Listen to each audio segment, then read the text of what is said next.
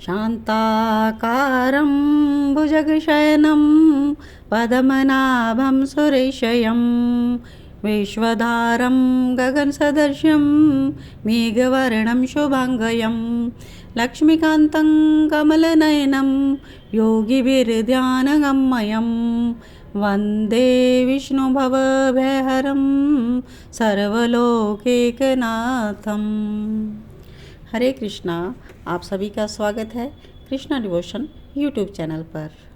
अजा एकादशी के बारे में आज के वीडियो में हम जानेंगे और कथा भी श्रवण करेंगे।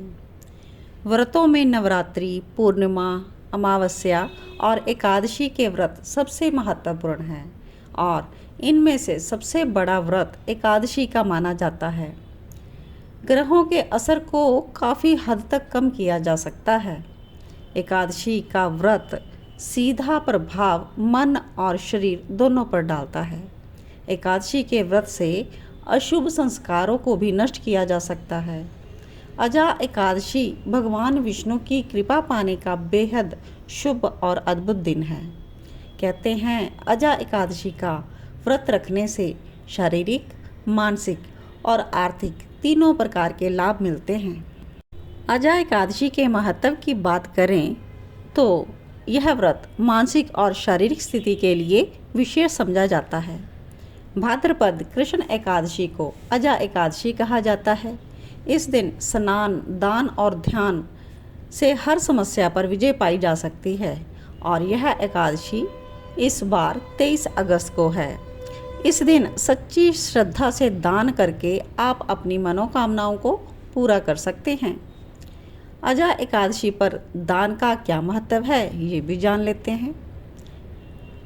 इस एकादशी पर अपनी विशेष मनोकामनाओं के लिए आपको विशेष चीज़ों का दान करना चाहिए। स्वास्थ्य संबंधी समस्याओं के लिए अन्न का दान करना शुभ होता है और आर्थिक समस्याओं के लिए कपड़ों का दान, शीघ्र विवाह के लिए केसर का दान, केले का दान या हल्दी का दान करना अच्छा होता है। वाद विवाद या मुकदमे से मुक्ति के लिए मीठी चीज़ों का दान करें और संतान की प्राप्ति के लिए पीपल का वृक्ष लगवा सकते हैं। दान या तो सुबह के वक्त करें या फिर व्रत समाप्त होने के बाद। और अगर आप अपने संतान से जुड़ी किसी समस्या से परेशान हैं तो संतान संबंधी समस्याओं से मुक्ति भी पा सकते हैं।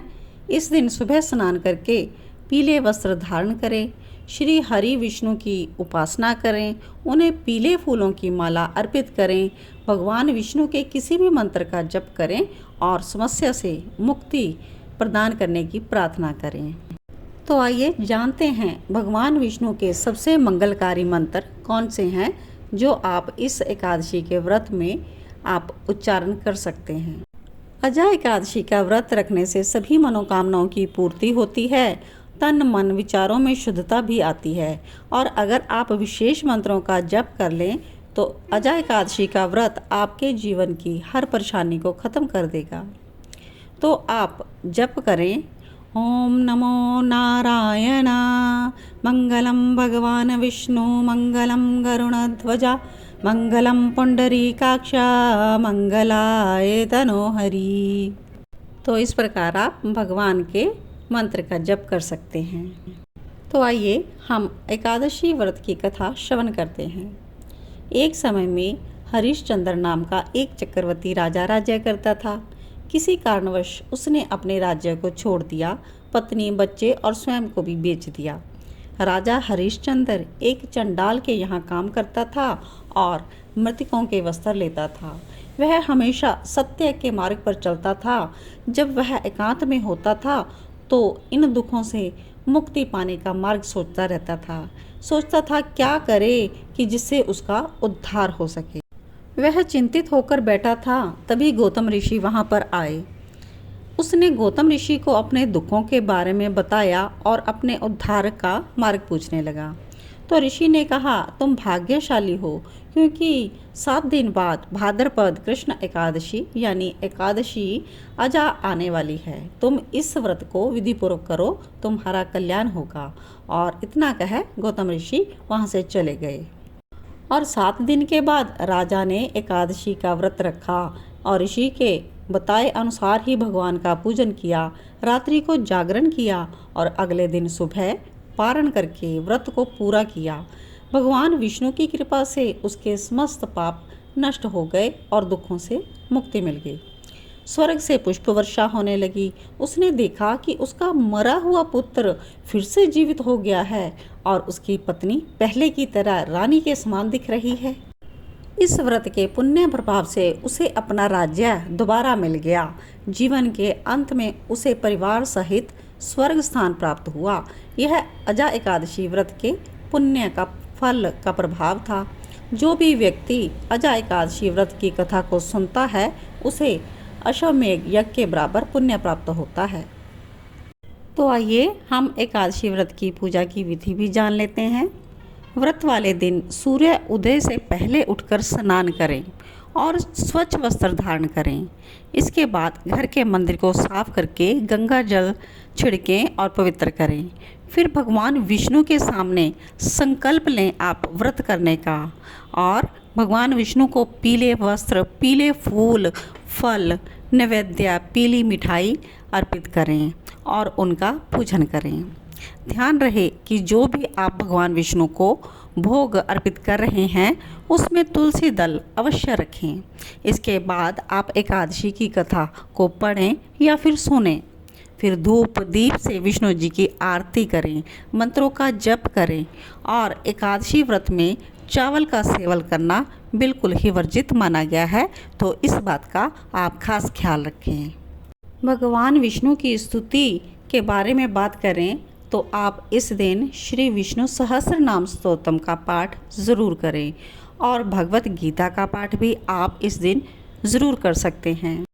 तो यहाँ पर विष्णु सहस्त्र नाम के कुछ श्लोक मैं उच्चारण करूँगी ताकि आपको स्मरण रहे कि श्री विष्णु सहस्त्र नाम स्तोत्र का पाठ आपको करना है। ओम श्री परमात्मने नमः।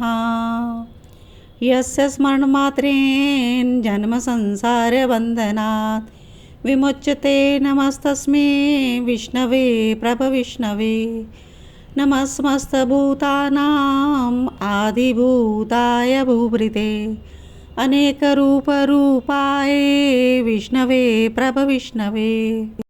ॐ विश्वं विष्णोर्वषट्कारो भूतभव्य भवत्प्रभुः भूतकृद्भूतभृद्भावो भूतात्मा भूतभावनः भूतात्मा परमात्मा च मुक्तानां परमा गतिः अव्ययः पुरुषः साक्षी क्षेत्रोऽक्षरेव च योगो योगविदानानेता प्रधान पुरुषेश्वरः नारसिंहवपुः श्रीमान् केशवः पुरुषोत्तमः सर्वशर्वस्वस्थानोर्भूतादिर्निधिरव्ययः संभवो भावनो भर्ता प्रभवः प्रभुरीश्वरः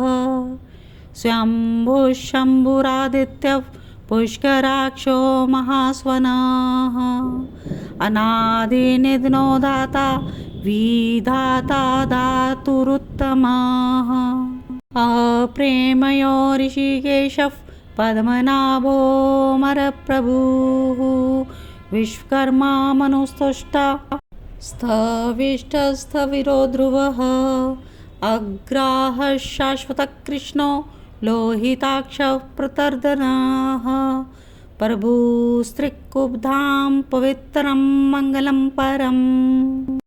तो इस प्रकार आप विष्णु सहस्त्र नाम का पाठ ज़रूर उच्चारण करें और प्रभु की स्तुति करें। विष्णु सहस्त्र नाम का अगर इसमें मैं पाठ पूर्ण करूंगी तो वीडियो बहुत लॉन्ग हो जाएगा। कोशिश करूंगी कि मैं विष्णु सहस्त्र नाम का अलग से वीडियो अपडेट करूं ताकि आप उसको प्ले करें और बिल्कुल सरल विधि से विष्णु सहस्त्र नाम का पाठ कर सकें। तो मिलते हैं अपने नेक्स्ट वीडियो में, तब तक के लिए जय श्री कृष्णा। ओम नमो भगवते वासुदेवाय।